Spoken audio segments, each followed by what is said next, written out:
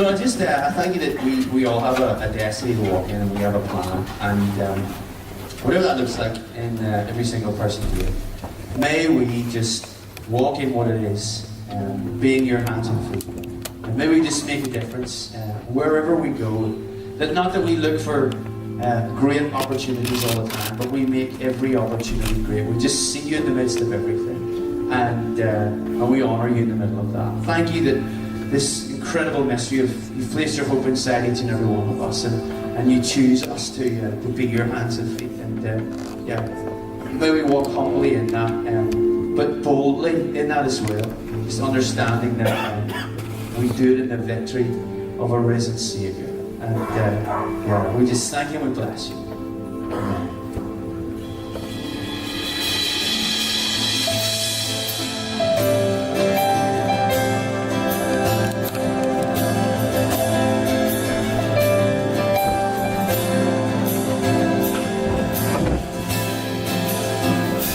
God of this city, and you're the King of these people, and you're the Lord of this nation. Who you are, you're the light in this darkness, and you're the hope to the hopeless, and you're the peace to the restless. Who you are.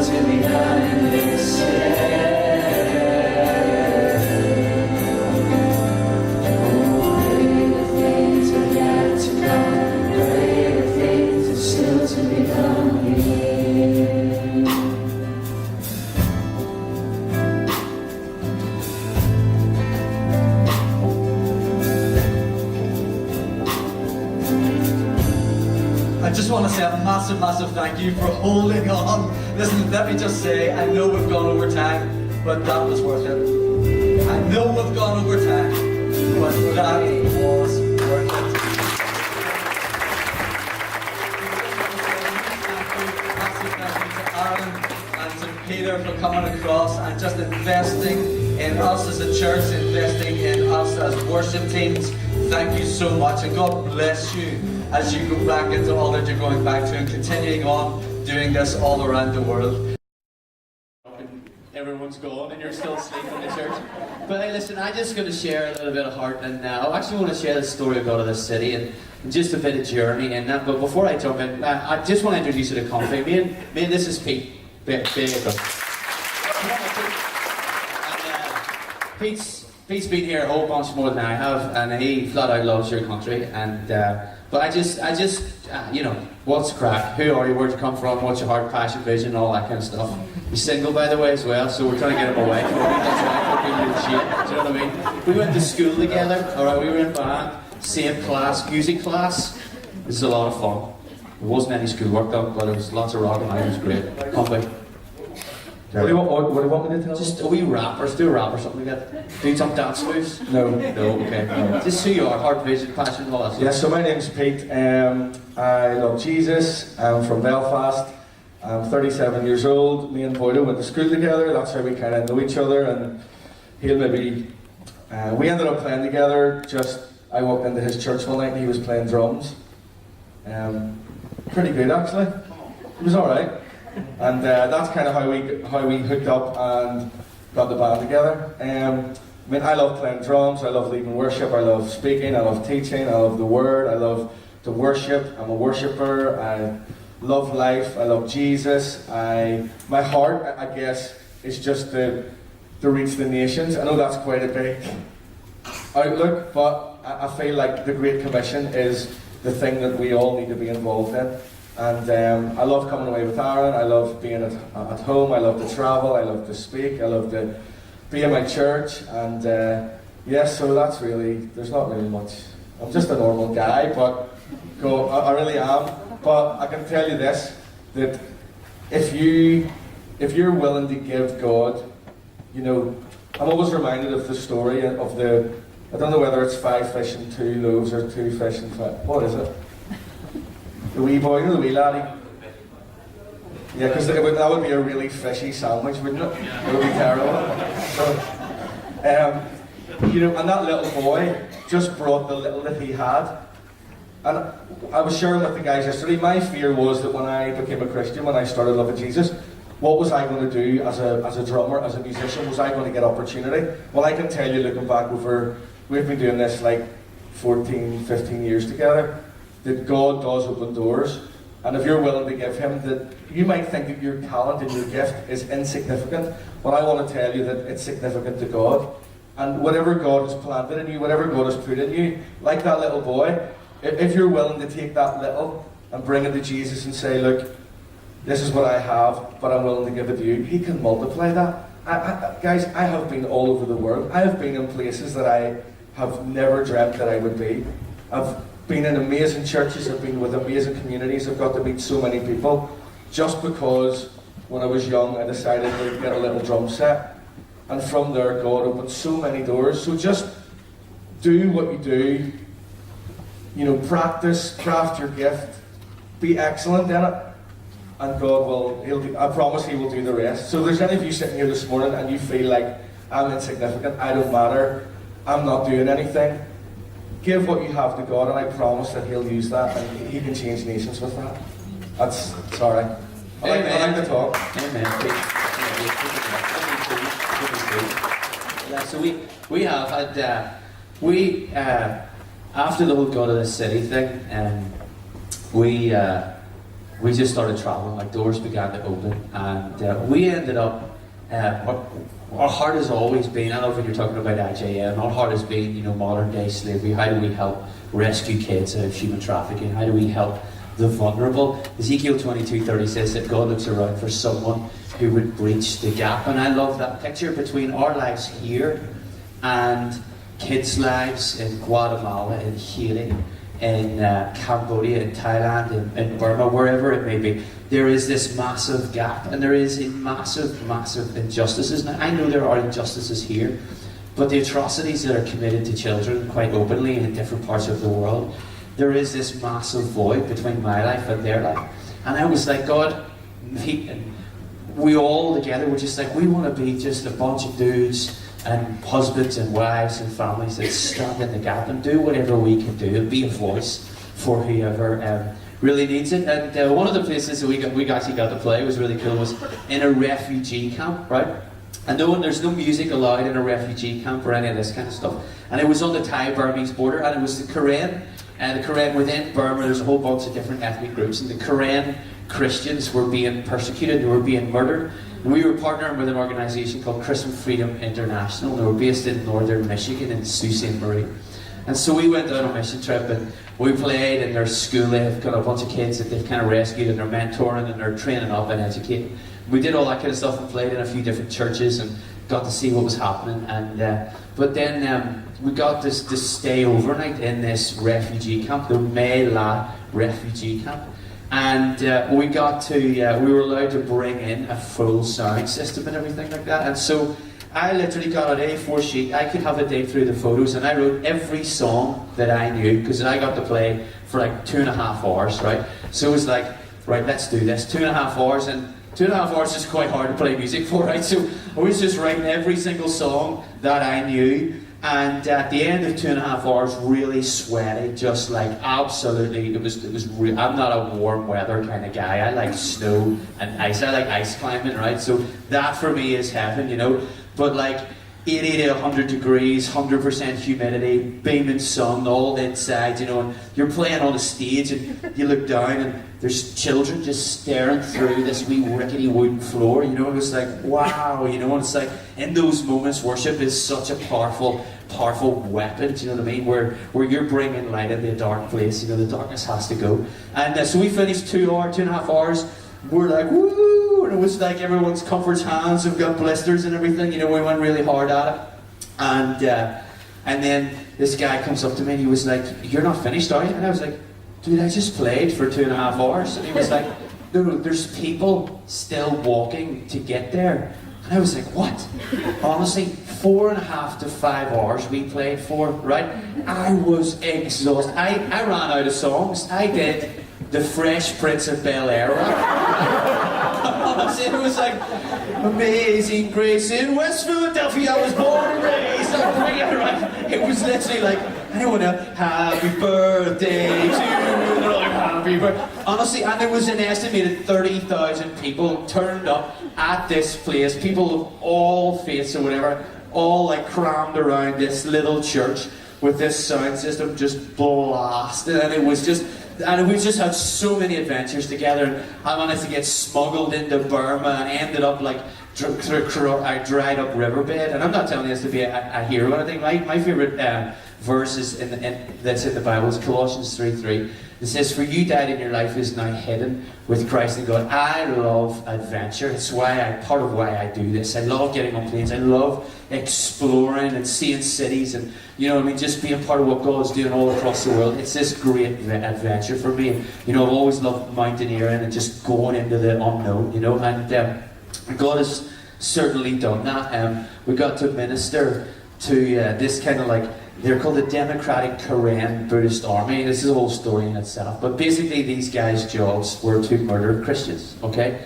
And we actually bribed them to let us go through to go and deliver field medipacks and stuff like that. So there was a wee village. We had to like cross the dried up riverbed in a pickup and drove into Burma or Myanmar or whatever you want to call it. And we were driving it was insane. It was unbelievable. Like it was incredible. And then bribed these guys, and then went on and just visited the Christians who were being persecuted, and just, you know, it's like really hard to, how do you encourage people, you know, they're living in fear every single day. They have homemade landmines around their town, because at any given moment, if the order's given, these guys will come in and just massacre them. And that's the ethnic group that then have been fleeing out into Thailand, and then obviously are in this refugee camp. The largest Bible college in Thailand is in that refugee camp. And So at the end of this, it's just like a really mad long story, but at the end of it, we go and visit all the churches, and we deliver all the kind of aid and all the stuff that we've brought in this big truck thing. And then on the way back, we end up speaking with these guys, and I'll say our general. There's two militaries in Burma. There's a Democratic Korean Buddhist Army, which are like a proxy military. Okay, they're paid, right, to just do some stuff. And then there's the actual Burmese military, okay, and they don't like each other, but they fight along side by side with one common goal, okay, if that makes sense. That's basically the way it goes. And you can't bribe these other guys, all right, and they weren't meant to be anywhere where we were, and so we're here, and you know, there's that idea of like learning to show someone respect even though you do not respect what they might be doing. So in those scenarios, it's a very useful skill where you're like, yes, how you doing, man? You know, because they're standing there with M74 grenade launchers, and there was one guy had an RPG, right? And I had a moment of madness, right? We was all kind of like, you know, trying to make it lighthearted or whatever. And I said to him, I was like, can I shoot the RPG? And there's a big mountainside, right? And I was just thinking, well, it's one less RPG to kill Christians with, plus, right? Plus, I'm going to go back to Belfast, right? And I have shot an RPG in the mountainside, do you know what I mean, right? And I was like, can I fire that? And he was like, you like hold it? And I was like, well, hold it anyway, like. But he's like, and then can I fire it? And he just burst out laughing. In that moment, it was like we've finally like broken down this, you know, this barrier here. And all of a sudden, out of nowhere, this guy appeared, right, just with a guitar, right?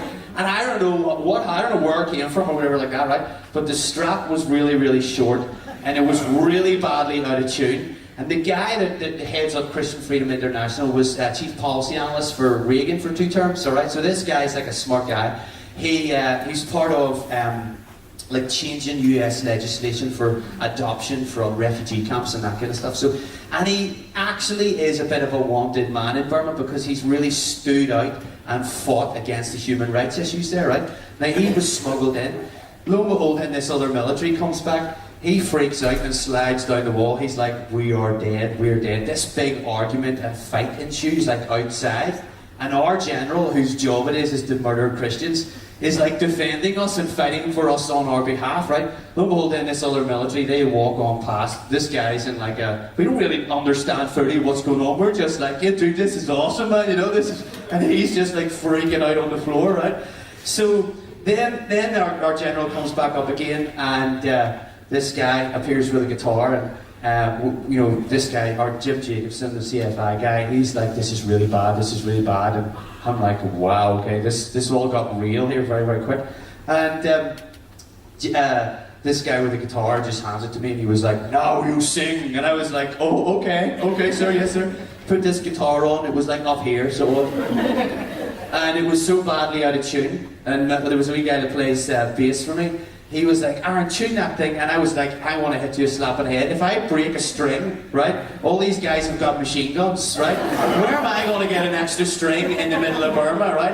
And then Jim, he goes, right, Aaron, tell them about Jesus. And I was like, are you stupid? These guys murder Christians, do you know what I mean, right? I'm not.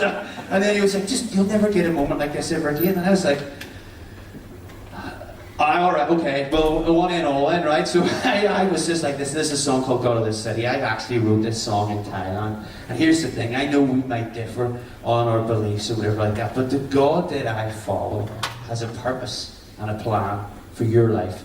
Please don't shoot me. But He has a purpose and a plan for your life. And this is a song of hope. It's a song that, you know, we all have an adventure that is wrapped up in this guy called Jesus, right? And then I proceeded to sing the fastest version of God of the City I ever did in my life, right? It was like a hoedown. You gotta say, you know, right? And it was just like, I want to get out of this country because this, just up the hill is the Burmese junta, right? And they have guns as well.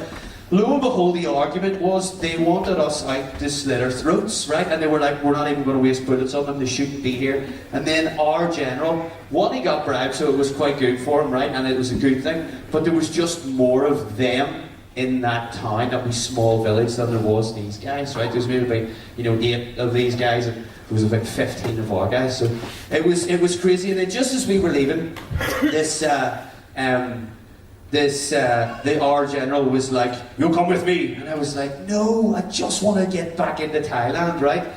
And we go over to his school, right? His school, and all these kids. He opened his door, and all these kids just look at us, and I was like, "Hello." And then they're probably just like, "What is this guy?" Do you know, standing there, this big white guy from Ireland, do you know what I mean? It's like, and then the same guy with the guitar, he appeared again, and he was like, "Now you sing," and I was like, "No, I want to go, we gotta sing." So it was like, what is actually going on here, Lord, right? Jim Jacobson, he's freaking out in the corner. I have visions of Rambo, you know what I mean, like rocket propelled grenades going on. I was like, what is happening? I said, "We're just about to leave," and our general says, "Wait." And I was like, "Come on, Lord, I just want to go." And he had a conversation with Jim, right? This guy who's worked for Ronald Reagan, who has spoken out on a UN level against this guy and this guy's heart. And this guy, who's a Buddhist, basically looked at Jim and he was like, "I want you," obviously in his language through an interpreter, he says, "I want you to help me bring these kids up in your faith, the proper faith." And I was like, oh my goodness, what actually just happened? And it was like, great mate, no sweat, when we got out of the country. But it was just like, I say that, please, I just got fired up. I don't even really know why I'm telling that story. But God has an adventure for every single person to walk in. If your life is boring, dude, it's not God's fault. It's yours and it's mine, right? We have the same power that raised Christ from the dead living inside of us. And if we do what Pete was challenging us to do, say to God, "This is what I have right here. Will you take that and will you multiply that?" I was actually reminded when Pete was talking there, I heard this sermon, and it was a guy who was like a mathematician, and he's like really into the word, really into like the Greek, and really into, do you know those guys that just, you know, it's like, "Well, I know 55,000 Greek words, you know, and I can, you know," and you're like, "Cool, man, no problem. I know about 15 Bible verses that I cling to for dear life." Do you know what I mean, right? It's like sometimes in life, that's the best things to have. But he was just talking about that miracle, and he was just saying, when Jesus like broke the bread and gave the fish, he didn't, it wasn't like Jesus was actually performing the miracle right there. Break. What this preacher was challenging, and maybe there's creative license in it, but I actually think it's a really cool picture. When Jesus broke and gave it to the disciples, they were like this. "What? You want to feed these people?" And as they began to walk, and as they began to move forward, right, that's when the miracle happened. God didn't just do the thing here. "Oh, that's really, really cool," and then they distributed it. Jesus actually broke the thing, handed it to them, and they had to walk in faith into a bunch of crowd. They were like, "Jesus, you better not be telling lies here." Do you know what I mean? We're literally about to walk into a bunch of people, and we need to see this work. And as they walked, and as they began to move around the place, then the miracle took. And it was just like the challenge. It was like, do I in my life sometimes wait and say, "God, will you just hurry up and do it?" And God's going, "Aaron, will you just begin to move, and then will you see what I do? Will you take what I've given you and just begin to walk forward?" About 15 years ago, my missions pastor in church came to me and they were like, "Bodo, I was just saved, right?" So I was kind of like 17, 18 years old. So it's maybe, I don't know, maybe I was about 21 years old, something like that. And I was really fired up about it. I just wanted to change the world, right? Because I got saved and I was like, why isn't the world knowing about this? I was brought up in a really boring church, right? Hated it, right? And all they ever talked about was hell. You're going to burn in hell and this. And to me, the most exciting thing in church was reading Revelation, because it was just crazy, because it talked about like dragons and two-head beasts and 7 scrolls and stuff that no one understands, right? But that was the most, that was the best bit about going to that church. And I just didn't want anything to do with church. I went to church to keep my parents happy. That was it. And then outside of church was into everything: drugs, cars, breaking into houses, just everything. And finally then when I met Jesus, and it was like the Holy Spirit is real, it just all clicked. And it was like this, it was like lighting touch paper in my life. It genuinely was. I was so passionate and so fired up about the kingdom. It was like, I want to do everything that I can to just help people meet Jesus. And my missions pastors, they were like, "Boy, we're going to do a missions trip." And I didn't know what it was, but I was like, "Yeah!" I was like, "Well, what is that?" they were like, we're going to go away to Thailand. And I was like, yeah, where is that, right? So you're like getting the map out and, all right, cool, no problem. And they were like, get a few people and will you come and lead worship and that kind of stuff. So Pete and I were playing together and a couple of other guys. And so there was 6 of us and a team of people from CFC from our church in Belfast. If you weren't here, CFC, my church in Belfast, do you ever remember the record Revival in Belfast? It's like 1996, something like that. You know, these are the days of Elijah, and all the Fiddly D music. So Robin Mark, this good friend of mine, he goes to our church, and so that's the kind of, you know, the world that we were part of at that time. And so we all bounced on a plane, and we landed in Thailand, and it was the first time I'd been to Europe, and you know, I'd been to a few countries in Europe playing rugby when I was younger, but so culturally wise, it was sort of the same. Do you know what I mean? We're all kind of roughly the same. But then when you land in somewhere like Thailand, where it is totally different, just everything about the place is totally different, I was like, wow. And we'd signed up to go and lead worship in like local Thai churches, and there was a 24-hour worship thing going on, and we were going to visit schools, and they've lined us up in a supermarket and all this kind of stuff, and we were just like, I'll play anywhere, right? Let's just go for this, right? Now, at that time, I did know about 4 songs, right? Okay, I learned a lot more, but I was charismatic, so I could make those 4 songs last for, you know, an hour, okay, right? We just keep going, Lord, yes, Lord, or flag wavers are there, yes, Lord. Someone comes out with ribbons and starts twirling ribbons, you know, that kind of thing, right? So we're all a bunch of headers just feeling like we're going to go and change the world. And so we were in Bangkok for a few days, and then we ended up at this place called Pattaya, P-A-T-T-A-Y-A. And I'd never heard of this place before. I just said yes, and I just went, okay? And Pattaya, but lo and behold, is this small coastal town, and there's no less than 30,000 female prostitutes, okay? Now I know there's a whole bunch of stuff that goes on in Amsterdam, right? But on the whole, Amsterdam is bigger than a specific area, okay? Pattaya isn't. If you go to Pattaya, you're either going to be part of the problem or you're going to be part of the solution. It's one or the other, right?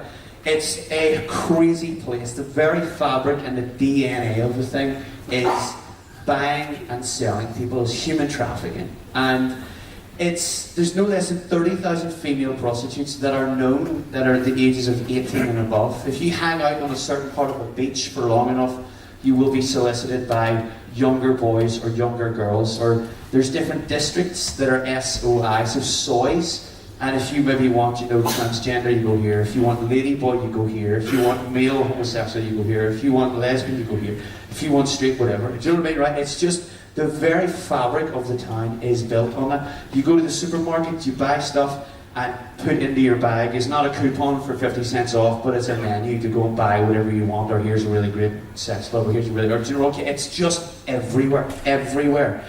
And I'd never experienced this before.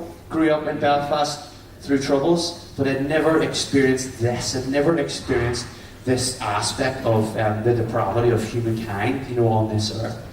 And so we did all our playing, and it was brilliant. And then we had 2 nights off, and I said to my missions pastor, "Can you get us somewhere else to play?" And he was like, "Okay, let me find out." So he spoke to someone who knew someone else. And lo and behold, there's this street in Pattaya called Walking Street. It's 1 kilometre long. It's a pedestrian area. They bleach the streets every morning, just because it is like pure party, like all night long. But that entire 1 kilometre stretch is lined with hundreds and hundreds and hundreds of bars, okay? And this idea of a definition of a brothel, just a place where you can buy sex, okay? It's not really this old school idea, you know, the Wild West, you know, downstairs in the rooms.